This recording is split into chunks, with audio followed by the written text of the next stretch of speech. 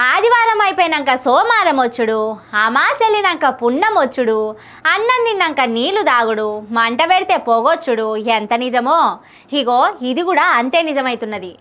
అవి ఏమన్నా అటు ఇటు అవుతున్నాయి కావచ్చు, కానీ ఇది మాత్రం ఇంతంత కూడా తప్పుతలేదు. అదేందో కాదుల్లో, మన రంగనాథ్ సారు నడిపిస్తున్న హైడ్రా శనివారమో ఆదివారమో వచ్చిందంటే హైదరాబాద్లో ఉన్న పేదోళ్ల పానాలు పోయినంత పని అవుతున్నది. హైకోర్టు గట్టిగా అడుచుకున్నా, సుప్రీంకోర్టులు చీవాట్లు పెట్టినా గాని సర్కారోళ్ళ బుల్డోజర్లు మాత్రం ఆగుతలేవు. ఇవాళ మేడ్చల్ జిల్లా గాజుల రామారం కాడ పేదోళ్ల ఇండ్లు కూలగొట్టిర్రు. అక్రమంగా కట్టుకుండ్రని కూలగొట్టిండట. అక్రమంగా కడితే కూలగొట్టాల్సిందే, కానీ నిల్వ నీడలేక చిన్న గూడు కట్టుకున్నోళ్లే అక్రమ నిర్మాణాలైతాయా?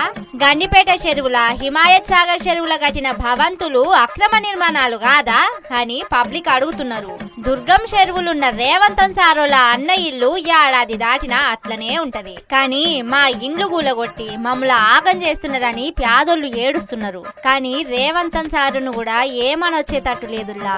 మొన్న హైదరాబాద్ సెంట్రల్ యూనివర్సిటీ భూములు అమ్మి పైసలు తెద్దామనుకుంటే సుప్రీంకోర్టు శంపల మీదికెళ్ళి షటా వేసిర్రు. మరి పైసలు కావాలంటే ఎట్లా చెప్పుండ్రి? గందుకే హైదరాబాద్ లా ఇంకేమైనా భూములుంటే అన్నిటిని జమ చేసి గంపగుత్త కింద అమ్మితే 4 రూపాయలు వస్తాయని చూస్తున్నట్టున్నాడు. కానీ 6 గ్యారంటీలు అమలు చేసడానికి సారు పడుతున్న తిప్పలను నా లెక్క ఎవ్వరూ అర్థం చేసుకుంటలేరు. పాపం రేవంతన్ సారు.